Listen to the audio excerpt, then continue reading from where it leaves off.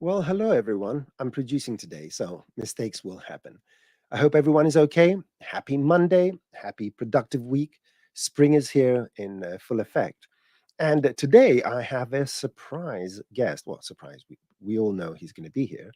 And it is, drumroll, the very good friend of mine. Let's bring him in. Derya Öztürk.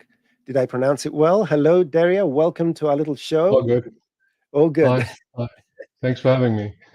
Yes. Now, before we get into the details, for anyone that doesn't know, and shame on you if you don't, who Derya is, what he does, and his participation in the whole particle development, I want to go through the housekeeping for a second, and let's go through the stuff. So I'm gonna add this here and go to full screen. I'm working slowly here, right? I want everyone's patience. There we go.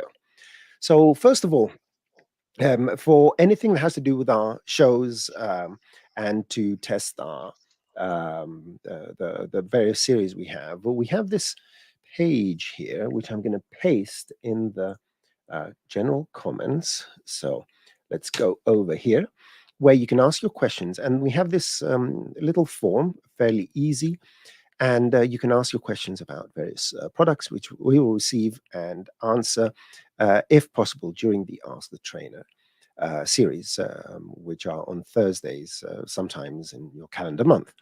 Now, for general events, to see what's going on around the world in relation to Maxon, just go to the maxon.net events page and you have everything you can filter. It has, oh, look at this beautiful person. Oh, that's me. Sorry. What about these two? Oh, it's me again. And my very good friend, Jonas. Now, you must realize that the people that don't have hair have brains. That's not a coincidence. And Daria's wearing a hat, but he's still got a lot of brains underneath there. And I've muted Daria, so there you go. You have a perfect skull, my friend.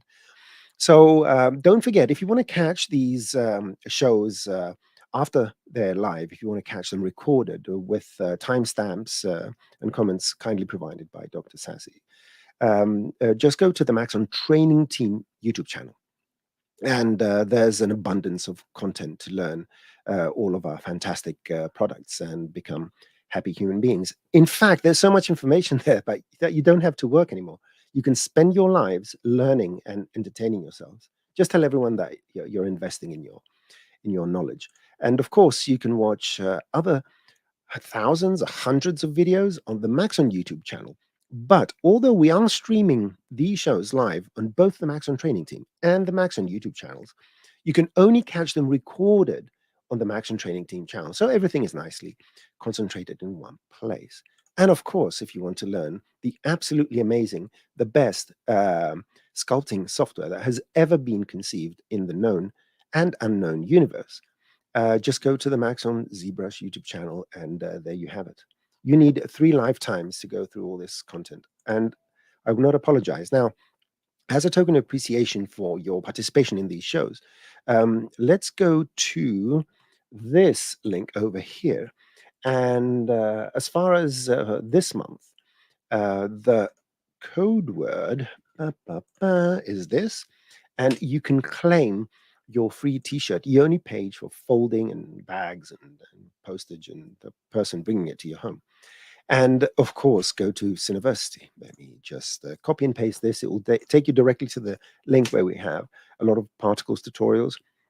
We have our live shows, reruns. We have some fantastic tutorials and quick tips that a very handsome Greek fella without hair has made, me. And do not forget that there is a treasure trove of knowledge in the old Cineversity channel. And although the interface may not align with what we've had over the last few years, a lot of the technical knowledge is always relevant. And if you are technically minded and want to learn the ins and outs of systems like MoGraph, please go and check out Dr. Sassy's Tool Time, where he's personally made some of the most detailed tutorials on the subject. So what I'm going to do now is bring our faces up again. And let me add this page here and bring our faces. I'm just trying to figure out what's going on here. I'm a very bad producer. So first of all, let me bring up Derya's. Oh, one thing I forgot. I'm going to bring it in front of our faces, which is a bit of. You can use this little QR code to take you to one of the links I sent you. I'm not sure which one, but yeah, just take a snapshot of that and follow the links. Now, I'm going to unmute Derya, and then what I'm going to do is go to this thing, and this is where you can find some of Derya's work. And yeah, uh, Derya, who are you and what do you do? Well, yeah. Again, thanks for having me. Thanks to Maxon for having me. My name is, as you just said, Derya Öztürk-Prehn. I have a nickname, Yader, which I used to post tutorials with, and I'm a freelancer now for over 16 years, working in the field of motion design, motion graphics. And yeah, I mean, I'm using Cinema 4D and Houdini as my main tools, and Redshift and Octane are the two GPU render engines I'm using for my work, for my line of work. And I'm living and working here in Germany, in Berlin, the main capital of Germany. And yeah, so that's a bit about me. Excellent. And as far as I know, and correct me if I'm wrong, I'm going to share my screen here. And Hmm. if anyone goes to the asset manager and somewhere where it says example scenes, you open this, and in the features, you go to P, which is particles. uh, all or most of these scenes, I think it's all of these scenes, have to be made by you. Is that correct? Yeah, that's correct. Like I had the honor, to be honest, to create those presets for the new particle system, which was a lot of fun. And Excellent. yeah, and then at the same time, the topic or topics which we will talk about today. Yes, as far as I know, you're going to show us some of these and how you put them together. And just in case anyone has questions, number one, we have a massive egghead in the chat in one of the developers that created a big part of the particle system. So maybe some of your technical questions will be answered over there. I'm not going to say who it is, unless you want to identify yourself. That's number one. And number two, I want to ask people, if you're going to ask any questions, please use capitalized question before it, because I'm not a very good multitasker. I'm struggling just to look at the screens and talk at the same time. So please preface your question with capitalized question so that I can distinguish them from general comments, and we'll get to as many as we can if time permits. And without further ado, let me get rid of that. Let me add Derya's screen to stage. And after a few minutes, oh, and I'm going to maximize the screen so you can Mhm. all enjoy Derya. Derya, the floor is yours. Yeah, thanks. So as Tanas has mentioned, these are the particle presets which you can find in the asset browser on the scenes, features, and then down here particles. And yeah, and I thought we should take a look at some of those today and do a basic walkthrough on some of them, not all of them, because just too many, and see how to adapt, for example, a preset. And I think we could start with a simple one. It's called switch groups down here. Double click, close the asset browser, and this one is you can see is, let's get rid of this here. As you can see, is an easy one. Doesn't have too many modifiers. By the way, I changed my layout, so I have all the modifiers and objects related to the particles here in this palette. Yeah, let's one sec. Get me this. Yeah, so they're easy to read. And let's play this thing. So as you can see, it's more of a simple effect, but nevertheless, if you render it, should have some nice depth of field. Maybe turn off this one here. Some nice depth of field. And so this one is about switching groups and based on a condition. So let me first turn off all of these. Here's our emitter. Let's hide these ones. Here's our emitter, and here's the group the particles are emitted into. And if I go back, play it again, you can see it emits how many? 6,000 particles, and my emitter shape is a circle. They have this lifetime of 120 frames with some variance of 60 frames.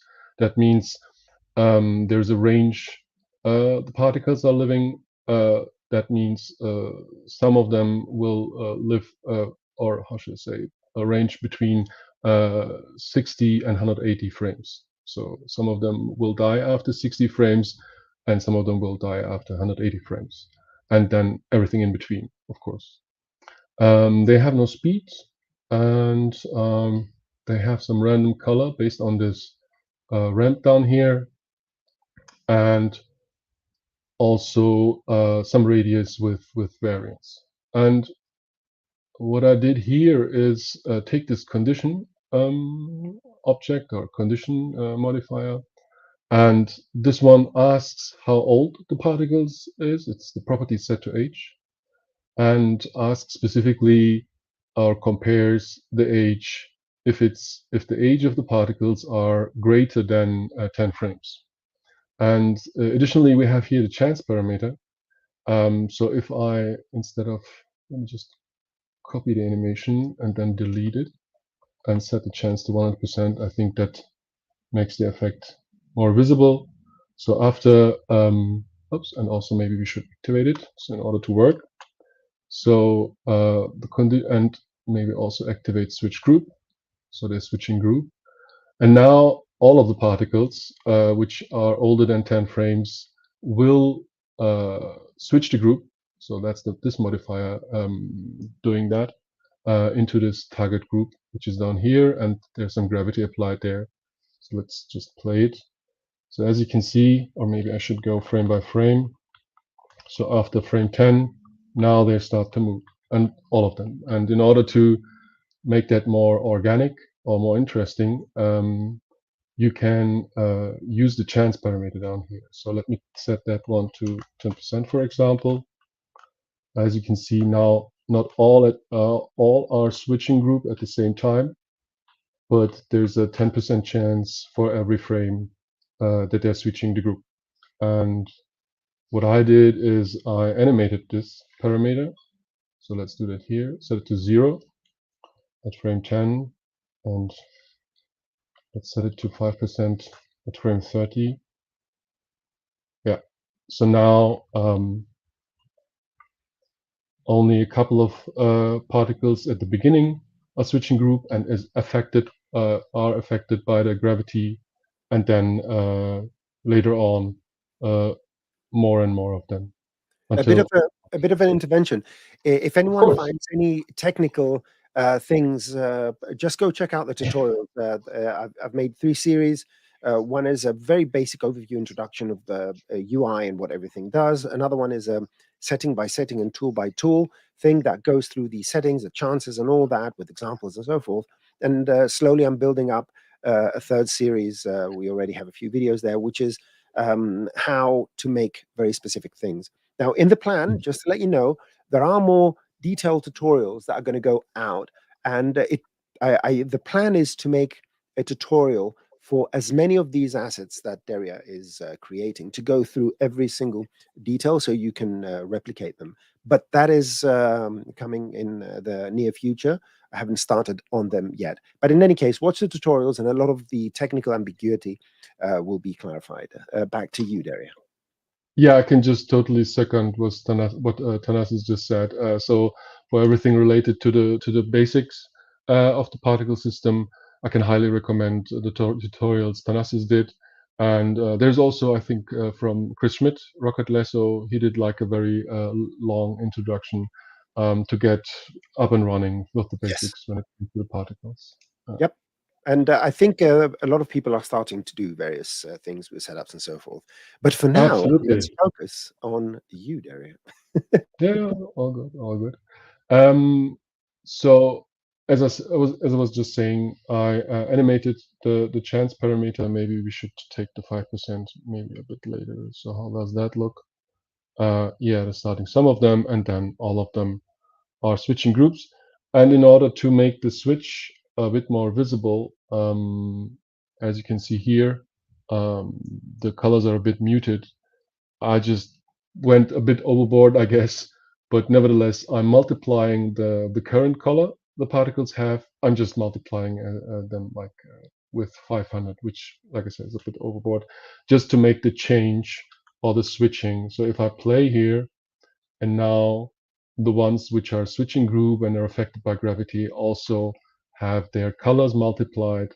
So you have a nice distinction between the muted ones, which are static, and the ones which are affected by the gravity.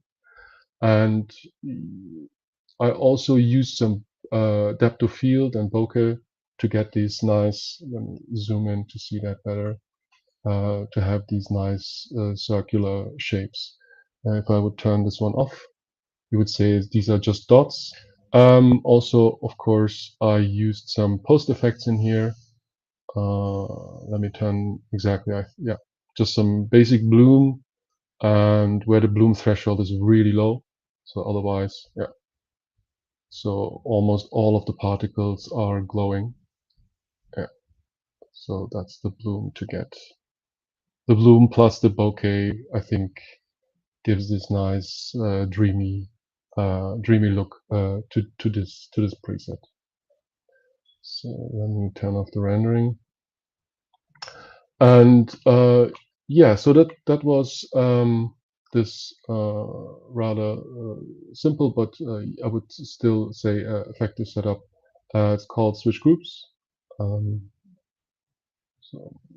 let me make this a bit bigger. Maybe turn these guys off. So it's down here. And the next preset, which we could take a look at, could be maybe the curl noise one. Maybe another thing which is very convenient, I think. All of those presets have previews. So if you hover over those, you can see what the effect or the actual rendered animation or rendered version of those That was presets are. that was an addition to 2024.4, as far as I understand, the Yeah, ability to have animated previews. So yeah, it's which really, is really great. nice. Yeah, Yeah, fantastic. it's super nice. I mean, it works really well, I think, and gives an idea what the preset is about instead of just having a static image. Yeah, so curl noise over surface, that's this one here. Um, so, and also this one, as you can see, is not very complicated. Let me just take the sculpting presets so you can see it a bit more clear.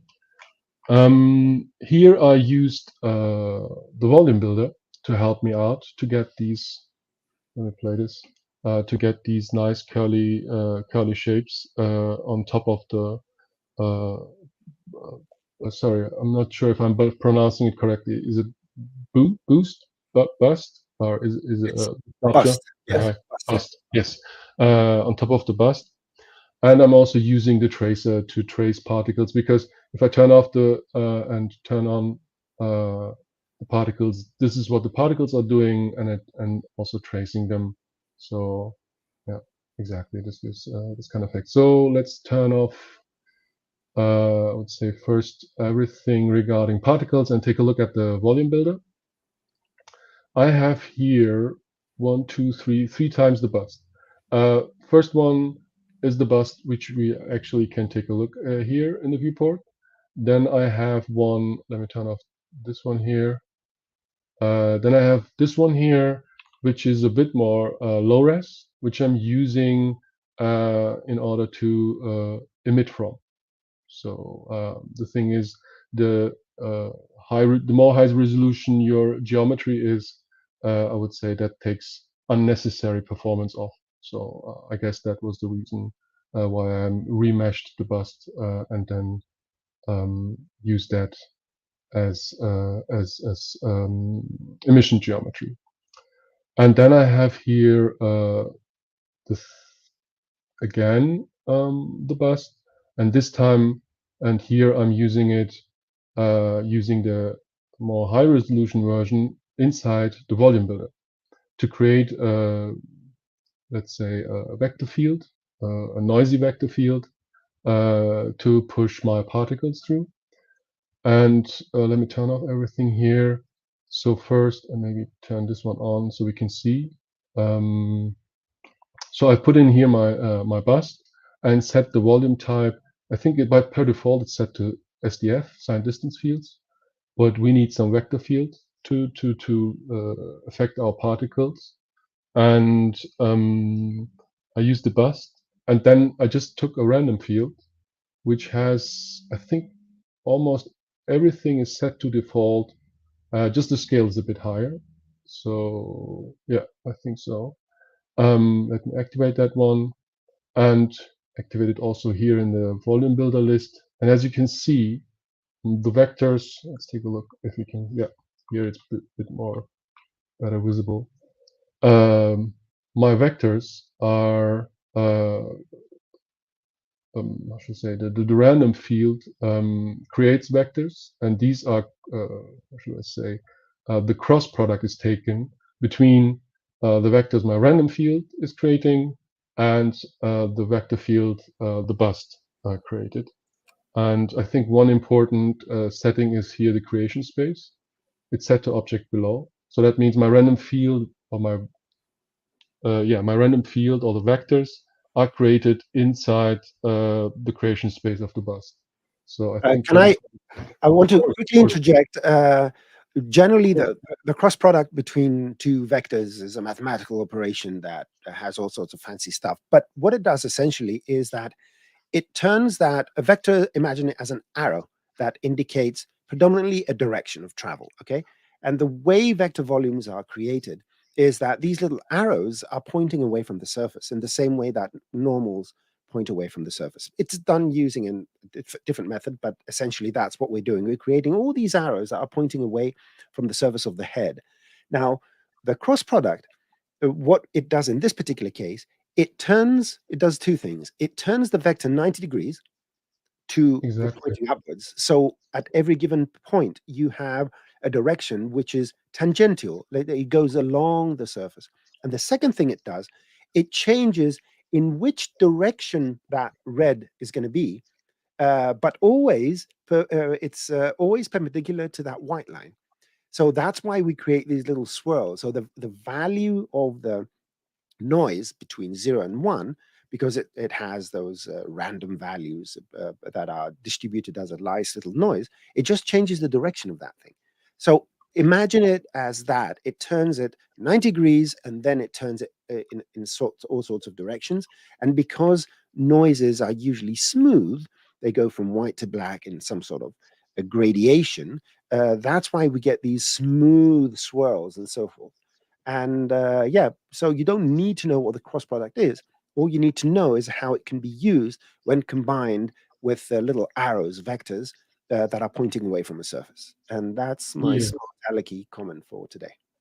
No, no, all good, all good. Please intervene. I mean, the thing is, like, that was very well explained. And as you can see, I just turned on the bust, so you can already get a sense of what the particles will do later on. You know, you have like those curls here and curls here. So that's, and also, for example, here. So when I'm emitting the particles later on, they will push through this field and will probably take this kind of moving pattern, so to say. So let me turn off the doodle. And so I think, yeah, that was it for the volume builder. Nope, sorry. What I did then was to normalize the vectors. That's just some housekeeping, to be honest, because I mean, like visually there is no real difference. But before I'm scaling the vectors, because my particles, I mean, I can just turn it on and we'll see what's happening there. They were just moving too fast. Exactly. As you can see, you know, they're just going wild. So what I did there is normalize the vectors and then scale them down to 10% of the original value. So now the particles are moving much more in a nicer way. Let me also turn this one off so we can see this, and also, yeah, maybe turn off the tracer. And then what I did is I took a simple mesh emitter, like I said, used the remeshed version of the bust as emission geometry, set it to shot, set it to points. So for every point, okay, now I also know why I used the remeshed version.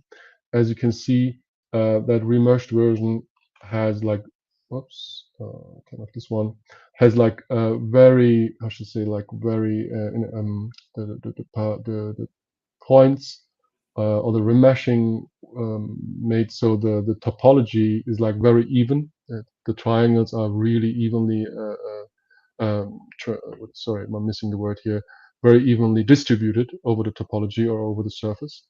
And that's probably the reason why I used, also another reason why I used that one as emitter geometry. And then I used the field force and a color mapper, and that was it, to be honest. So in the field force, you have this nice option where you can take that vector field you created inside of the volume builder and just drag it into here. Set your sample mode. I think I go with linear and quadratic because they seem to be more exact than nearest. And then set it to absolute velocity, gave it some strength, and that was it, to be honest. Now the particles are emitted on the first frame, so on the start frame, and then they're walking nicely, or are pushed in a nice way through this vector field. What would happen if you set it to surface and maybe raise the amount of particles? And let's see, and maybe turn that off. Yeah, so it would go like really dense. One thing to keep in mind is that particles are living inside of the group, not in the emitter. So when you're tracing particles, let me set that one back to a more reasonable number. So when you're tracing particles, it won't work if you put in the mesh emitter into the trace linked list. You have to put in the particle group, and that the particles are traced. So Yeah, fantastic. All exactly, right. and Yeah, let's go to a yes, few questions if you're okay with it. I'm of gonna course, absolutely, yes, mark a most few. definitely. Okay, there's some relevant and some irrelevant, but let's go through them anyway. But very good question nonetheless. When would the NAB 2024 videos go? So we're in the process of breaking down individual days in individual presentations. So because there's a lot of content, it's taking a bit more time than we wanted. But my definite answer is maybe soon, right? So I've never be accurate, or I always deflect. But in any case, yes, we're working on them. The editing team is working on them, and they're trying to break them down into individual artists. The other question, which we get it quite often, is can we fill a bottle with particles, liquid, and so forth? So, so you could do things and make them seem that it is, but we don't Yeah, have currently we don't have the appropriate particle to particle interactions to create the tension, exactly, yeah, tensions and all that. And yeah, it's not a fluid simulator. So for the time being, you can fake it using, I guess maybe friction or stuff like that. But essentially, it's going to be very fake, and you have to manufacture it. Yeah. So the answer is you can't. But if you try hard enough, you may get an effect that that looks like this. Is there something you want to show?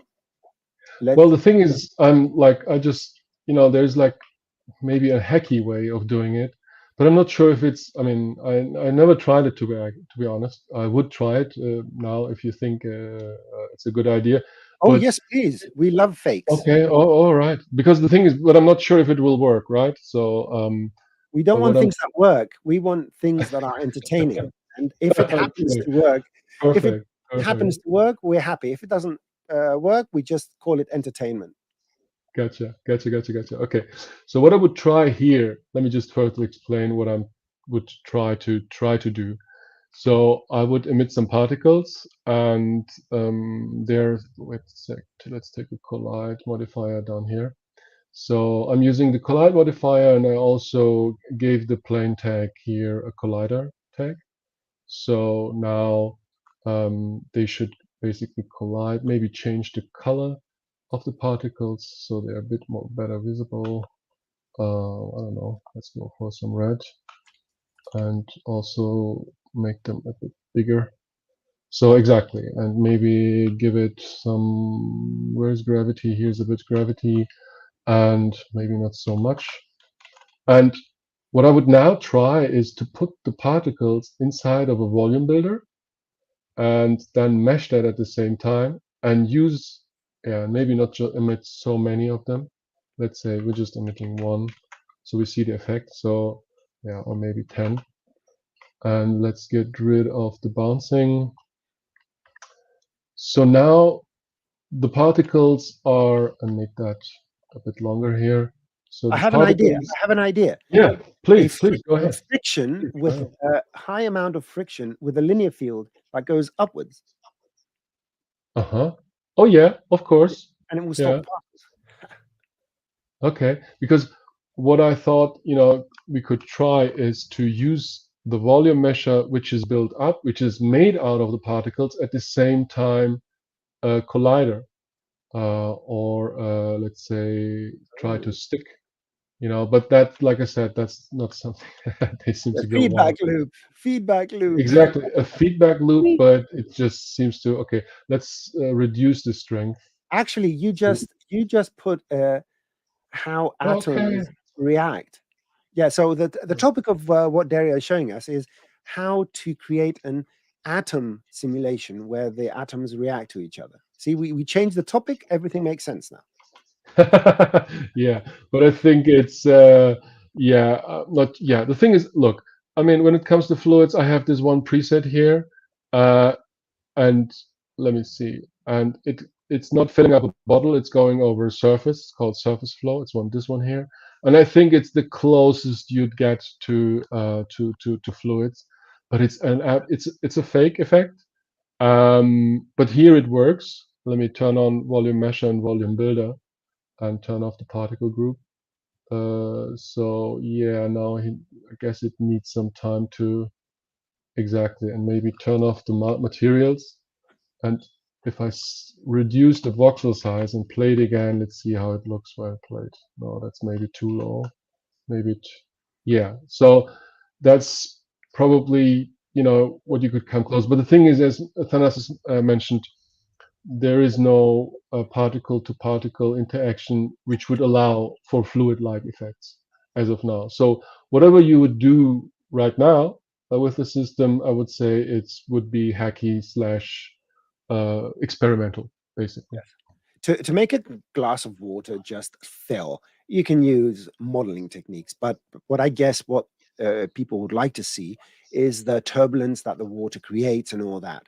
Oh So yeah, yeah, that's I mean, yeah, we currently don't have that ability. yeah, So yeah, but yeah. And the thing is, oh yeah, sorry.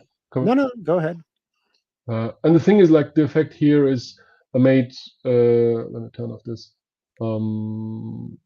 So with the surface attract, so I have this sculpture object which is attracting the particles, and there is the flock modifier, and that one helps to separate the particles a bit from each other.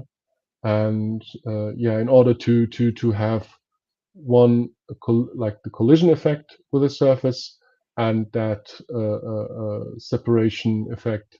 But like I said, this is the closest I came to have for a fluid-like effect. But I mean, those two modifiers are really great. You can do a lot of interesting stuff with them. So here it says flock, or yeah, it's named flock modifier, but I use it basically in order to separate the particles from each other. So let me turn that one off to see how would that. Yeah, as you can see, now they're very, very close to each other, as you can see here. And if I turn this one on, now they're, really spreading out and try to keep that separation radius of 7 centimeters from each other. Yep, that's amazing. And the flock also has the cohesion as well, so you can Oh control yeah, how close they're going to absolutely. be, how far they're going to be, and this works in an iterative way, so they're going to slowly come together or slowly depart. But in any Absolutely. case, yeah, you can sort of fake these things to a certain extent, and yeah. Yeah, yeah, yeah. Yeah, let's. Oh, do you have something to say? We can. No, no, just like if there's like another question, let's. Yeah, yeah. Again, the question we get very often, these will be uploaded to the Maximum Training Team channel, so you can watch them at any time. Let me close this. Okay, let's see this one here by my very good friend Orchun. Uh, in the help, I saw particles that change their rotation randomly in 90 degrees. If I want to turn those particles just 45 degrees instead of 90, what should I do? I think you mean the tutorial I made about the upside down, left, right. Um, I did a tutorial about a setup that allows you to do the 90-degree turns, if that's the Mm-hmm. one. Um, the way would be to take that tutorial and instead of 4 states, um, use how many states would that be? 45 degrees. Um, 8, I would say.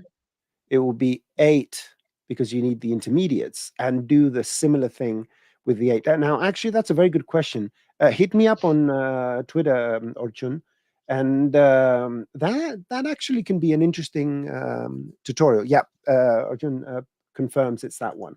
So Oh yeah. if anyone doesn't know, you can always hit me or Jonas up on Twixer, Twitter, X, whatever you want to call it, and yeah, ask any questions or post those questions in the online form so that we can include that in one of our upcoming shows. And yeah, thank you for the ideas. It's your questions that feed a lot of the tutorials we do. I interact a lot with users on social media, and a lot of the questions are what find their way into tutorials. So thank you very much for asking those questions. So let's go down and see what other questions do we have. Let me turn this off. Um, bottles were liquid. No, we answered that. Um, is C4D liquid made of particles or is it volumetrics? We don't have uh, liquids. But if you're talking about pyro, because they're fluids, they're gaseous fluids, it's totally different technology. They can be used interchangeably in certain situations, but effectively it's voxel based instead of particle based. Rocket Lasso says hi. Everyone say hi to Chris. Chris in the house. Hi, Chris. And Basil says hi, Chris. Just putting some detail over here. All right, Tobias. For the tracer, this is a good one.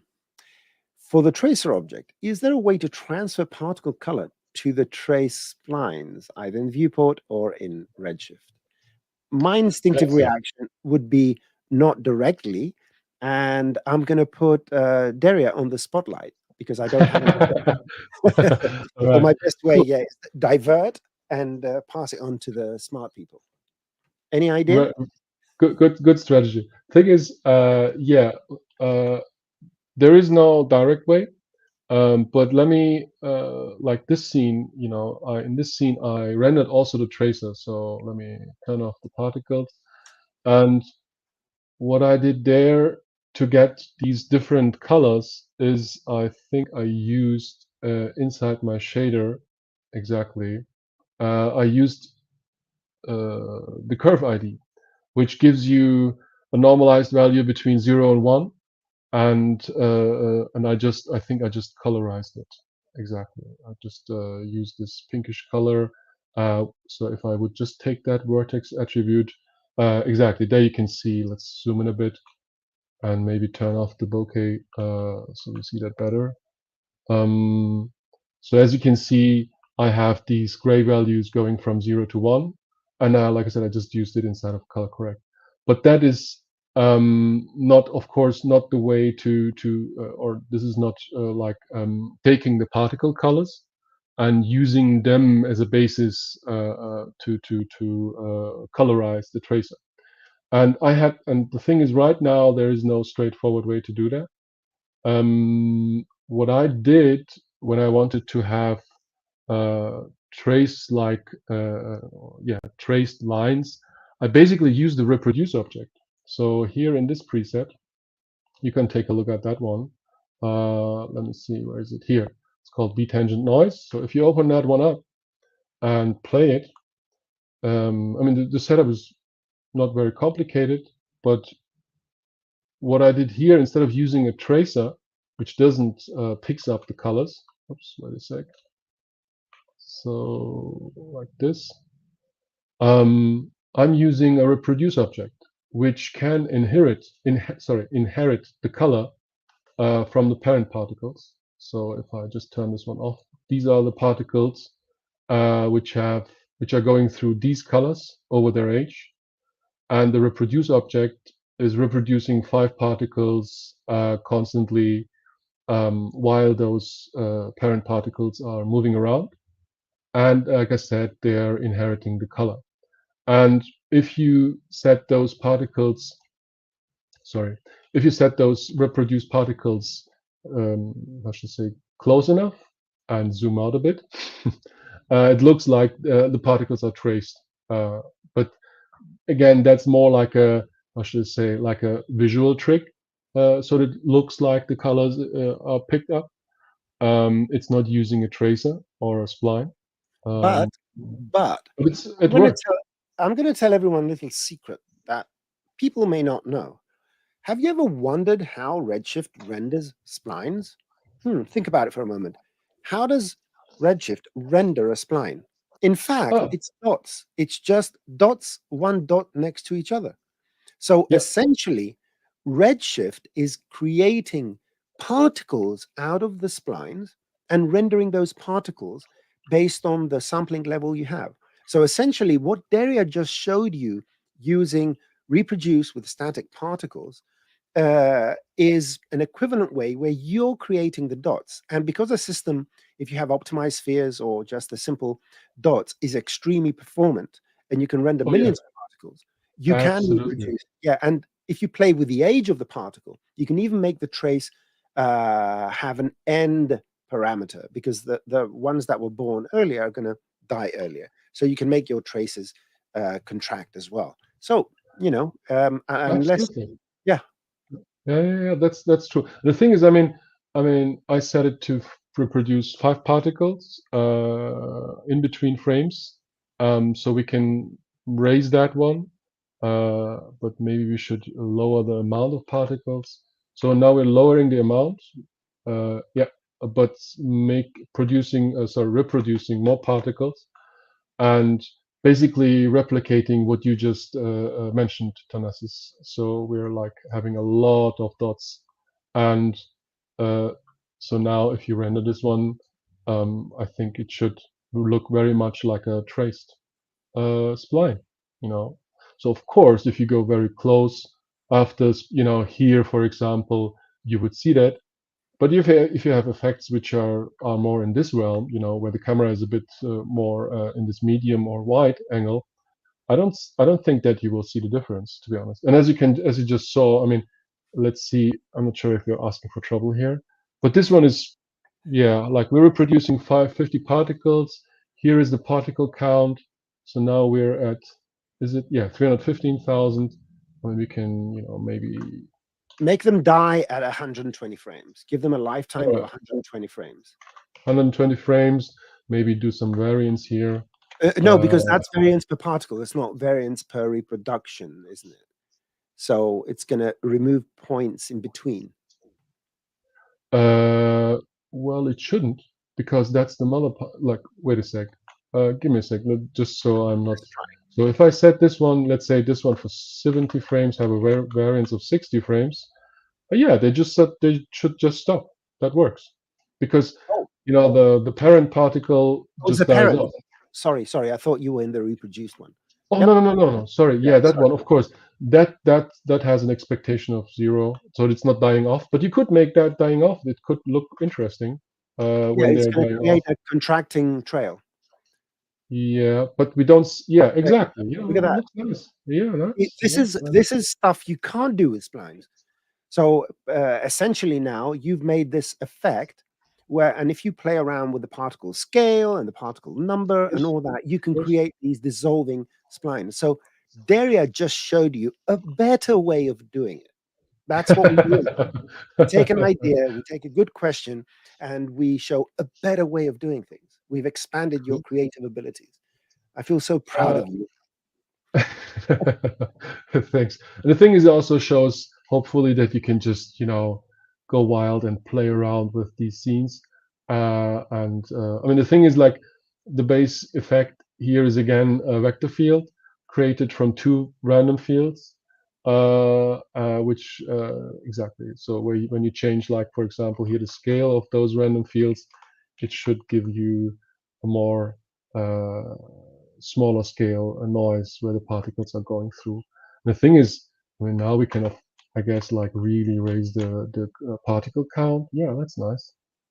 Yeah, that looks. And now they should exactly die off. Yeah, cool. Yeah, thanks for the question. So yeah, any other questions or Yes, or, we do. or interventions? Yes, we do. Ajit Singh, can we retime the particles? Let's see. That can have many Yes. interpretations, but let's see how we retime particles. Well, I think right now the safest way would be to use here on the particle groups. There's this tab called cache, where you can either cache the object or cache the scene. And as soon as you do that, here this stuff opens up, or sorry, is activated. Let me see if I can. Let me just reduce the amount of particles, so it's like really fast. And the same goes here. And we want to, of course, cache. That's why this cache scene is in here. So how many particles do we have here? Hopefully not so many. Okay, that's good. I think that's fine. So let's go in here and say cache the scene. That means it will cache this group and the second group. And then, like I said, this stuff here should activate. So let's see for the cache, and then I think it was called crown noise. So now I'm caching the simulation, and then, like I said, you have these options here, these timer mapping options, where you can offset the animation, lower the speed, and use this remapping curve in order to retime your particles. Like I said, this would be a safe options. I mean, I hope that answers the question. There are, of course, other ways to, let's say, slow down or speed up particles, but here I would actually ask back, um, is what kind of retiming is asked for here, basically? Well, let me up that. I'm going to up the ante and say what Derya just showed you with Alembic file and the retiming. You can actually use that with MoGraph to drive the particle time using a sound effector, a field, and all sorts of other things. So there is a permutation, a lot of permutations after you've cached your particles in how you could use them. So yeah, just what I would say is that anyone that wants to do retiming, just cache a linear particle setup. So it's sort of, the speed is normal, and then just use that remapping curve or various other things to create the remapping effect. And if you ask me on Ajid, if you ask me on Twitter, DM me at NosemanGR with a simple scene maybe, or just ask me. I'll see if that will fit in a quick tip or a tutorial, because actually it's a great question.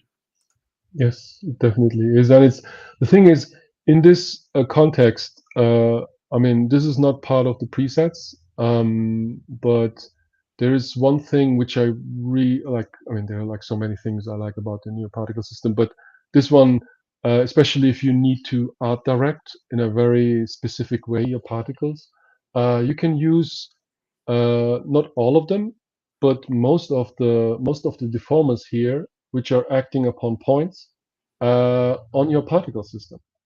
And there are two ways to do that. First would be to cache your simulation, like I just showed here on the particle group. But the thing is, then of course you're losing kind of the how should I say, the way to live interact with your setup. And there's another way. So let me show you this one. So let's say you have here's an emitter, and we're emitting some particles. Yeah, exactly. And I don't know, have some turbulence, a bit of friction. Let's go down here, maybe something like this. And so unfortunately, as of now, you can't just use, let's say, for example, here this band deformer under the particle group to deform your particles. But what you can do is use the multi-group object. So what I'm doing here is selecting the particle group, then clicking on multi-group. What it does is, like this one is, let's say, a multi-purpose modifier. So you could take several emitter groups and combine them here. But what I'm using here is the ability of this multi-group to let me get rid of this, to how should I say, to convert live Download, basically it's downloading the data. So exactly. in the preferences, if you go to your scene preferences, there is a very specific setting in the particles which says download particles auto, which is the optimized version. The system is going to download the particle data from the GPU to the CPU upon demand when it requires it. If you set that to on, then you're going to have a loss of performance with a lot of particles, but you're going to constantly have the data available both on your GPU and the CPU. The multi-group, whether you have it to auto or on, always downloads the particles. And that's why Cinema 4D now has the data and can go and apply its little effects. So Derya is going to show this. Exactly. And the thing is, so if you go in point mode, you actually now see your particles, the downloaded particles.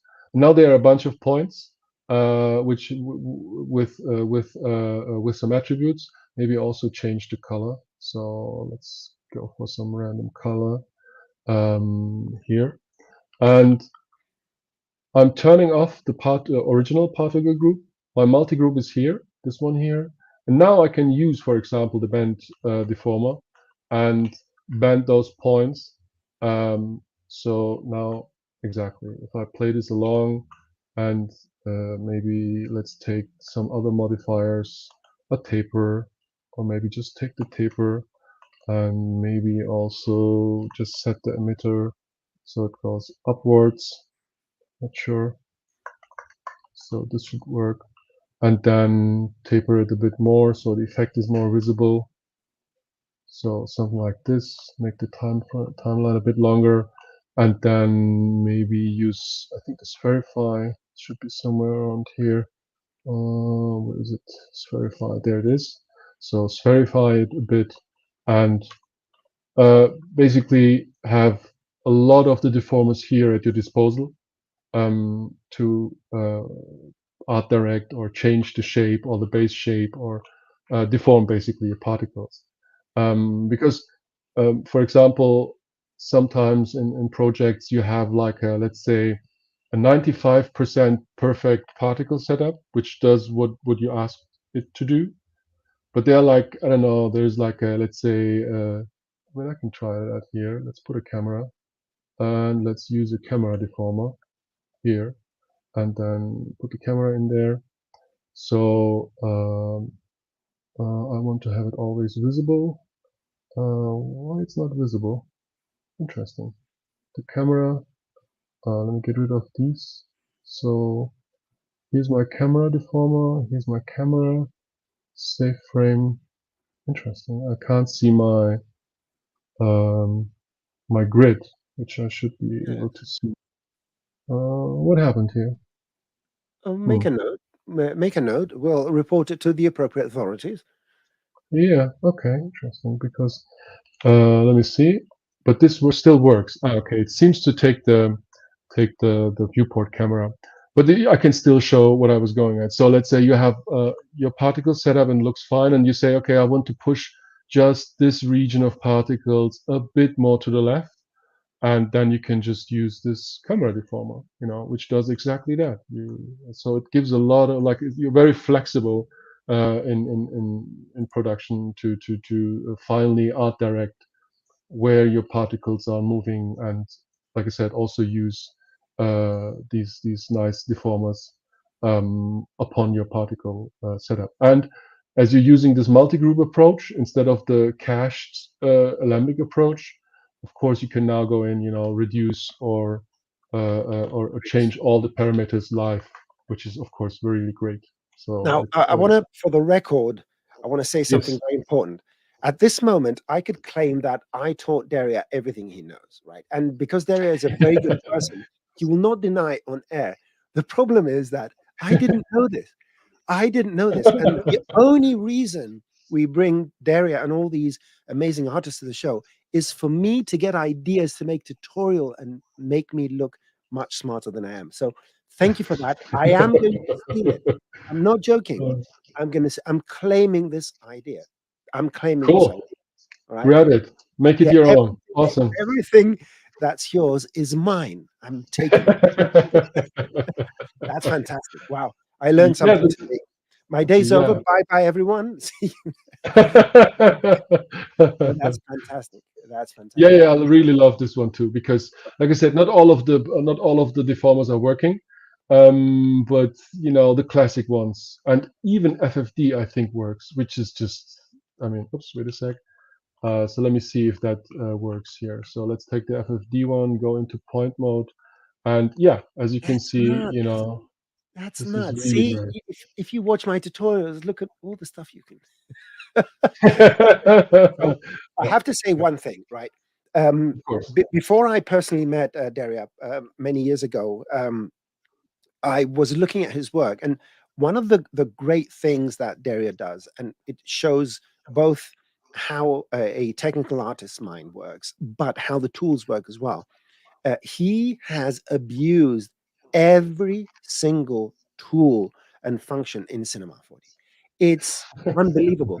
But I'm grateful because with setups like these, with geniuses like Derya doing this kind of stuff, you start realizing the depth and how seemingly unrelated things can be used. I think you did something with hair and normals and stuff like that. I mean, I don't think there's anything that seems totally unconventional that you haven't done, right? I mean, yeah. If you were an evil person, you'd be Dr. Evil, right? But Okay. Well, yeah. I mean, this is what I like about applications in general, when they give you room to play, basically. So play around with stuff, misuse stuff, use tools which are like meant for one thing, but you can also use them for other things. Yeah, that's like something in general, which is a big invitation for me to play around. oh, you just said invitation. You invited yourself to a future show, which I'm going to pitch to the rest of the training team to come and show us Okay. how you can abuse tools that are supposed not to do something in order to make do something. And if you're up for it, we'll be more than excited to have you just abusing things. It's going to have a nasty name, tear things apart, and we want you to come here and do unimaginable things to the software. I All apologize right. to Cinema 4D, but yeah, that's okay. Okay. Let's move on to a few more questions here. Of course. Please go An ahead. interesting one. Can the colliders be animated? And the answer is yes. And the system even works with cloth or simulated objects. But before Derya shows us, I'm going to put him on full screen. Oh Uh, yeah, of course. There's like a preset maybe which can help you out with that or understand. I mean, basically, Thanasis answered the question. You can just like your colliders can be animated, and there's this preset down here called stick and unstick, and here I'm using a torus which has the collider tag on it with a high friction. And I mean, I mean, you could use a collider, of course, sorry, collide modifier down here, but I'm using the stick in order to um, emit my particles, and the ones which are, well, let me see, which are intersecting the torus are sticking on my moving torus, and they're at the same time switched as soon as they stick on that collision, as it says here, they switch to this target group. Let me click on that one. Yeah, their angular velocity is zeroed out, and then after 80 frames, they are switching group again. Where I'm unsticking them, they have some spin to them, some turbulence and some gravity, and flock in order to have them a bit separated. So that's what you can observe here. So they're sticking, and as you can see, the torus is just moving, and it still works, and it works very nicely. So I'm not sure how many sub-steps I used for this one. 2. That seemed to be totally enough to have the particles stick to this moving torus. So yeah, basically, yes, Yeah, the works. one thing to curb the expectations is that currently the particle interaction with simulation objects is unidirectional. It's not Ah, omnidirectional. So the particle will be affected by the animated collider or the cloth or the pyro, but it won't mhm. affect the object. So you can't fire particles at something and push it away. And that's because currently our particles are massless. They don't have any mass. Mhm. Uh, so that is one distinction you need to remember. That's what I want to say. Yeah, I mean, yeah, that's true. They don't have a mass, but I could imagine. I'm not sure, but I could imagine that maybe something like this could come in the future. And then, if you have to do it like for today, you could take the particles and maybe mesh them. Like clone them or mesh them, and then use those objects basically in order to affect cloth. I'm not sure. I mean, I'm not sure if I can, like quickly build a setup in order to try that one out. Maybe Thanasis, you can help me if I'm doing something wrong here. No, So I'm let's going to say. let you. Nah. If anything goes wrong, you're just going to have to deal with it. That's what we do. Okay. We'll break your Totally spirit. alone. Yeah, exactly. So, okay, so we have here a couple of particles. Let's make them a bit faster. Turn up the velocity and reduce the number. So, okay, they're going down there. And let's say we have the plane up here, and we want to make the top up here. So we want to have it, so it should be a cloth object. And we want to not tier, but where is it? I want to, yes, dress. And now I want to fix points. Exactly. Set the fixed points. They turn pink. Perfect. So now let's see what happens. Okay, something seems to happen there. And now let's take the particle group and clone some spheres on them. Yeah, so I don't know, make the radius 1 and then set the mode to object, put in the particle group, and set the particle scale to 100%. So our particles are right now 1 centimeter. Let's make them a bit bigger and maybe give them some variance. Let's see. Exactly. and maybe reduce the amount of polygons. So maybe, not sure if these will be enough, but now if I would take collider, not sure here. So would that collide with my cloth object? Yes, yes, it would. Cool. That seems to work.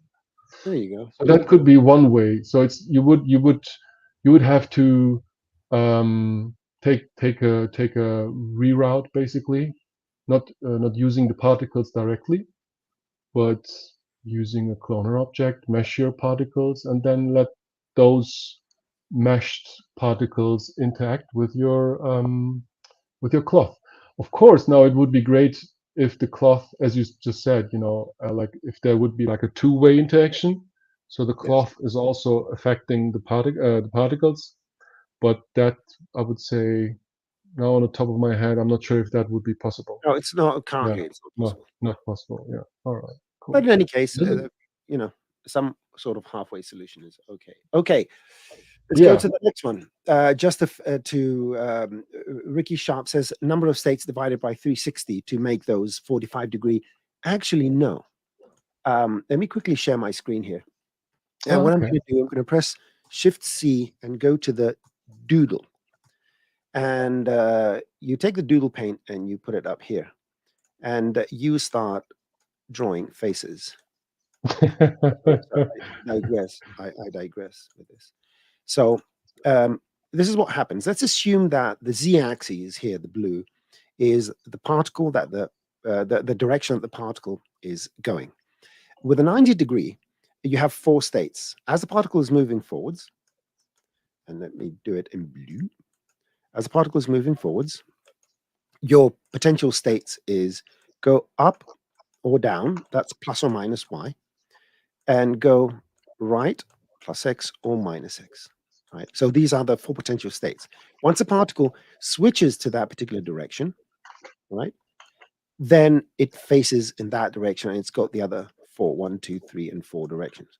For 45 degrees, actually, depending on how you want to set this up, you will say, well, I could go halfway 45. So we have the 4, and then we have the halfway between these two, the halfway between these two, the halfway between these two, and the halfway between these two, right? So we have those 4. But then you may want it to go between the Y and the Z. So that's another 4 directions it may go. So or then you may want it to go backwards, so 135 degrees. So as the particle is moving that way, you may want it to go, this is 90 degrees, that way as well, in between. So depending on what the potential types of turns you want it to have, you need to add all the possible intermediate steps and the negatives as well. But it's a rinse and repeat operations in general. So I just wanted to set that correct for the record. So I'm just going to switch to Derya's screen. I hope you don't have anything inappropriate there. No. Oh, Not it's an image sorry. of pooping spheres. Okay. Exactly. I just read the question. Not sure. I think we didn't answer that one yet. Can you use rigid body with the particle system? And I'm not 100% sure if I understand the question correctly. But of course, you could, emit particles and then clone onto them, and then just put a rigid body tag on top of them, and yeah, and then use basically or let rigid RBD take over. Yeah. The only thing So the only thing we can't do, which yes, was possible with Bullet, is to use initial velocity of the velocity of the particle as the initial velocity of our rigid body object, and in that direction. There may be, I'm pretty sure Derya has some sort of way of doing that, but um, right right out of the box, you cannot tell the rigid body to use the velocity of the particle as its initial velocity. Is that correct?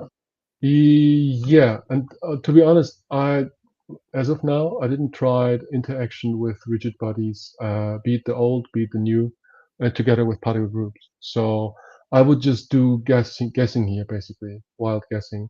So as far as I know, it doesn't. I mean, you can say here custom initial velocity, but Yes, this one, I think that one is like a global setting, and it yes. doesn't. It's not connected to the particles or No, no, the emitter. developers are aware of it, and Cool, I think they're cool, cool, looking cool. into a solution and all that. But so you can, Nice. again, you can sort of do it. You can use fields to add a field force, and there are Uh-huh, uh-huh, ways yeah. to do that in certain situations. But as the old bullet system worked, it's not a particle thing. It's something about the rigid bodies that don't accept that. And anyway, yeah, Gotcha, gotcha, they're gotcha, still. gotcha. Okay. And don't forget, everyone. Yeah, we have all these new tools, but the other tools, the bullet engine is still available, and it's still quite performant and all that, maybe and not even close to the new system. But the tools are available. Don't force yourselves to use only the new tools. It's good to amplify your workflow to use the new tools. But in fact, if you can, I don't know, maybe you want to use Espresso, use Espresso. It's still there. It's still as powerful as it was. Don't don't look down on anything that can solve your problem. You're just putting yourselves in a harder situation. Yeah, Absolutely, absolutely true. Of course. Do I do I, I, whatever is only, at your disposal, right? I only speak truths. All Okay, right. let's see what else we have here. Um, oh, this is an interesting one. Is there going to be a Python particle modifier in the future? I have no idea. And even if I did, I couldn't tell you. That's my Me answer. neither. If Me someone neither. else with upper clearance can tell us. Yep. Well, we've gone through questions. We've overrun by 11 minutes. I don't see Oh, we any. did. Yeah, Okay. we always overrun, Derya. It's All sort of a right. jinx thing. If we don't overrun, Yeah. something bad is going to happen. We always need to overrun. Can I So show? Oh, you sorry. can Okay. show. No, no, no. You can show whatever you want. Our viewers always love to stick All right. around and Okay. So run. So one last thing. So I experimented a bit. Um, how should I say? Like, there's this one. Okay. Wait. Let me start differently, so it's easier to get the context. So there's this. As of now, we can't sample textures directly. That means emitting based on a texture. We have to use, which is okay. I mean, it works and it works nicely. We're using the vertex color tag, where we load in a shader field, and in that shader field there can be your texture. So that means that's the way how to, and that's also here in the preset folder, emission based on texture. And that's how you can, based on a texture, sample the colors on a texture. And the only thing which makes it, let's say, a bit unflexible, just a bit, is that of course, you're bound to the resolution of your geometry. So if you have like very low, if your geometry is very low res, your texture or your vertex color, doesn't have enough resolution or points to sample the texture. So you have to really raise your um, number of points, and then you have, yeah, basically more resolution to play with. And I mean, like I said, it works very nicely, and it also works with animated texture and whatnot. It's great. I think it's a good solution. And the thing is, I played around a bit with Redshift and also with the math modifiers. And what I did is, instead of using here, I'm using a mesh emitter. Instead of using a mesh emitter, I use the basic emitter, set the rectangle, and here I'm just shooting, I think, 250,000 particles, and I'm colorizing them. And so if I go one frame, forward, you should be able to see exactly. I'm colorizing them on one axis from, on the, let's say, on the R channel, on the red channel, exactly, going from 0 to 1. That's, I think, on the Y direction, and in the X direction, I'm going also in the green channel from 0 to 1. And if you mix those both, I mean, I can turn it off, then you can see it better. So here are my particles are black. Maybe they shouldn't move. Let's turn that one off. So my particles, when they're born, are black. Here I have a condition which says as soon as they are born, they are colorized. Here's the one for the red channel. Here's the second one for the green channel. And I'm using two fields, as you can see here. Like I said, one going X and the other one Y. And those two are colorizing my particles. And now I have UV coordinates, basically, which I can make use of inside my shader. And let me show you that. So here I'm taking the colors, those colors here. I have to convert them because they're, I should say, they're interpreted in ACES space, and I have to get them back to, let's say, how should I say, back to linear. And after I did that, I'm plugging them into a texture node, into the offset. And here I have like a simple, let me see if I can, yeah, simple bark texture. And like I said, now I can use the values, the colors of my particles as UV coordinates. And that means I can sample, let's see, it should work. I'm sampling this texture node, and then we should see our bark texture. And the nice thing is you're not now bound to any resolution on the geometry. Then again, of course, this works well with the rectangle shape. I didn't try it with a circle shape. Wait. See, I'm going to claim your idea. First of all, does everyone understand what just happened here? Up until when Derya was putting those linear fields and green array, what is he up to? I mean, no one ever uses a green, red, yellow gradient. He's making UV coordinates. Can you imagine? I just expanded my synapses by 3 billion here.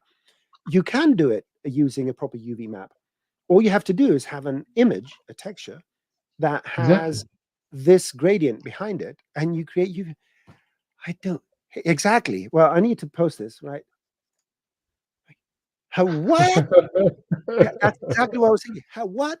But that's why we, civilization needs Derya, please, because yeah, this is my mind has been blown. I don't care what other people feel. I need more coffee. I need more. Cool. Let's see if we're asking for trouble if we raise the amount of particles here. Trouble. Probably like yeah. I think I just no. Did I crash cinema? No. Oh, there's my bark texture. So, and if I really, if you go close, you see all the particles created. And yeah, let me reduce the amount of particles because having redshift and it's the same time the screen sharing, that's just very heavy on the GPU. So, but now you have, let's say, the colors which you're sampling on your textures, they're stable. That means there's no flickering or something. Yeah, they will stay put on that one particle. And as you just said, we created UV coordinates. We created UV coordinates on the particles. And I need to go, and meditate now on this. This is okay. Yeah, I mean, that's yeah. The thing is, I mean, this is like I would say a nice. For me, it was also like a surprise that it worked. The only thing which where I had to really tinker around was this thing here, because this is an OSL shader, and I took the code from there's this repository on GitHub where you can find, especially for Redshift, a lot of OSL examples, and this one is called just ACES convert. And so reverse transform, basically, you did. Exactly, the reverse transform. It's here on GitHub, Redshift 3D, and you can find it, easily. Feature request, reverse transform built in Redshift. Thank you very much. Oh yeah, that would be great. And yeah, so exactly. So I inverted it back like by using, you know, this OSL shader, I could get like linear values, my linear values back. Because if you don't do that, we can show that maybe your UVs are distorted basically. I mean, if that's what you're after, of course that works. So let me just plug the colors. Basically, yeah, as you can see, you know, it distorts distorts the texture. Yeah, because So UVs are a data channel, a data. exactly, and they They shouldn't store be data. interpreted as colors. Yes, absolutely true. Yeah. But anyway, Yeah. mind blown. Yeah, that's okay. Let's go to the last. First of all, a statement, Ricky. It's tradition to go into overtime. Yes, that's what we do here. Overtime. And let's see. The last one here is NS University course on rendering optical lasers. Hit me up on Twixer or ask the question because it seems to be an interesting subject. And there are no, well, tutorials. Depending on what you want to do, it can be very simple or not so very simple. But I'd love to see what you mean. Do you have anything else, Derya? No, I think that that's it. I mean, there's like a lot to talk about, of course, but I Yes. think this is a nice wrap up. Excellent. So, first of all, I am grateful and thankful for not only coming to the show, seeing you again, talking to Thanks for you, having me, man. It was great. stealing your ideas. You know, it's Yeah, all. please do. And I hope all the viewers enjoyed this, and it's just the beginning, the Yeah. seeding of a new cascade of ideas and questions and all that. I do especially want to thank the team that developed the particles because Oh yeah, yeah, absolutely. they've done they've done an Well done. Yeah. amazing job. So thank you, team. And yeah, I'm not going to do reverse housekeeping because I don't care. So let me just I'm just going to drop this, just scan this thing and go and check out questions and so forth. And with that said, Derya, stay backstage. I'm going to go and bring up the closing video. I don't even have a closing video.